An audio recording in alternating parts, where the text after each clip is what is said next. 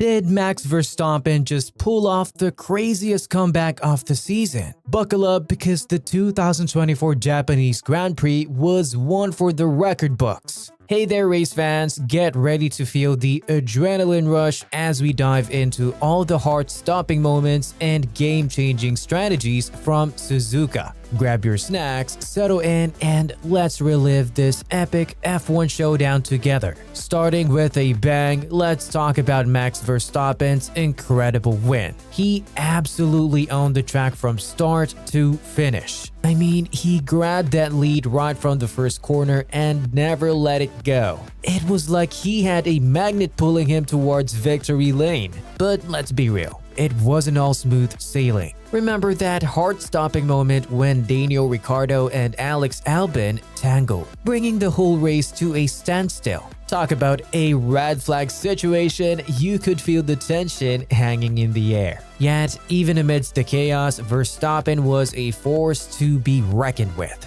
Sure, that strategic pit stop during the restart gave Ferrari's Charles Leclerc a taste of the lead, but Max was having none of it. He snatched it right back, proving once again why he's the champ. And the battles weren't just at the front. Remember Carlos Sainz Jr.'s incredible overtake on Leclerc for the podium. Amazing. Red Bull absolutely dominated in the end, with Sergio Perez securing second place. This team is a force to be reckoned with. They proved that day that they have both raw speed and the ability to recover. Bouncing back from that crash like it was nothing, that's a statement. And the F1 world is taking notice. Renowned commentator Martin Brundle hit the nail on the head on Sky Sports, saying Red Bull's ability to turn a potentially race-derailing incident into a dominant 1-2 finish speaks volumes about their team's depth and Verstappen's unwavering focus. Fans agree, flooding Twitter and Reddit with praise for Red Bull's resilience and strategic mastery. But the conversation didn't end there.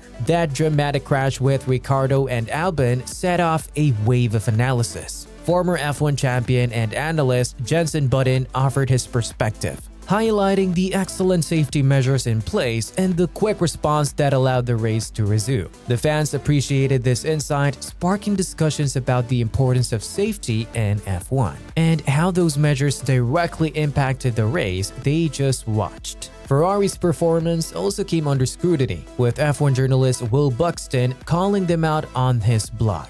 It's basically like, dude, Ferrari, get your act together, you're so good, but you just keep tripping over your own feet. And you know what? He's not wrong, and neither are the fans blowing up the forums. Seriously, Ferrari's been here before, right? Remember that time Vettel and Leclerc took each other out in Brazil? They always seem to be on this crazy up and down ride. Brilliant, then bam, it all falls apart. Makes you wonder if they're fighting themselves more than the other teams. The big question is, can they actually pull it together? Can they fix whatever's going wrong with strategy, and will Leclerc ever get a fair shot at the championship without his team messing it up?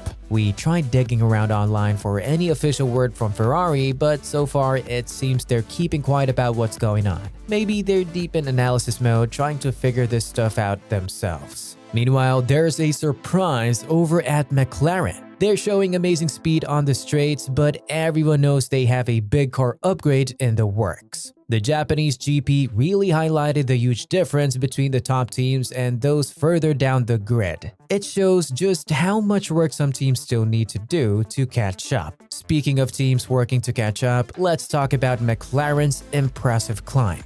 Remember, they started the season pretty slow, but now they're pushing the top teams thanks to their car getting better and better. And let's not forget Sergio Perez matching Verstappen's pace at Suzuka. Proof that Red Bull is still dominant, but also that Perez is back in form. McLaren's not the only team making strides. Aston Martin also seems to have made a big leap forward. This could really shake things up in the midfield and make the season even more interesting. And how about Fernando Alonso's performance? Even respected F1 analyst Ted Kravitz mentioned how Alonso's driving was a reminder of just how talented he is, even if the car hasn't been able to keep up with him this season. Talk about getting fans and experts buzzing. What if Alonso gets a car that can actually fight for podiums? Everyone's hoping Aston Martin keeps developing and gives him that chance. But the midfield shakeup isn't the only story unfolding. Ferrari and Mercedes are on totally different paths right now.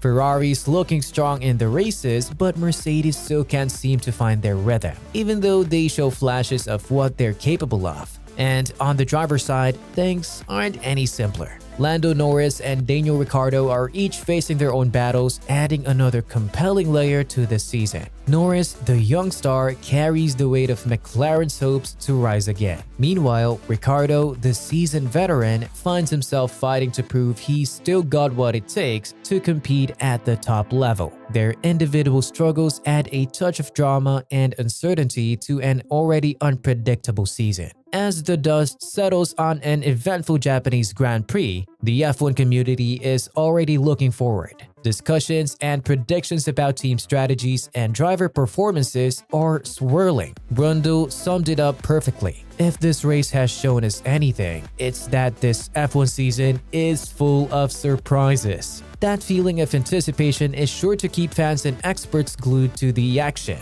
So, the Japanese Grand Prix leaves us with a lot to think about. We saw incredible wins, heartbreaking setbacks, and a reminder that in Formula 1, anything can happen. This season is turning into a battleground, teams are clawing their way up, drivers are pushing themselves to the limit, and every strategic decision could mean the difference between glory and defeat. Buckle up because this is just the beginning. Alright, it's time to hear from you. What was your jaw-dropping moment from the race? Who do you think is going to pull ahead in the championship fight? Drop your predictions in the comments and let's keep the F1 hype going strong. If you loved this breakdown, smash that like button, subscribe, and don't forget to hit that notification bell. You won't want to miss our next videos. We're your source for the best F1 news, breakdowns, and hot takes. Till then, hold on to your seats and drive safe. And speaking of drama, you won't believe what Lewis Hamilton did after the race. We're breaking down the press conference walkout in our next video, so stay tuned.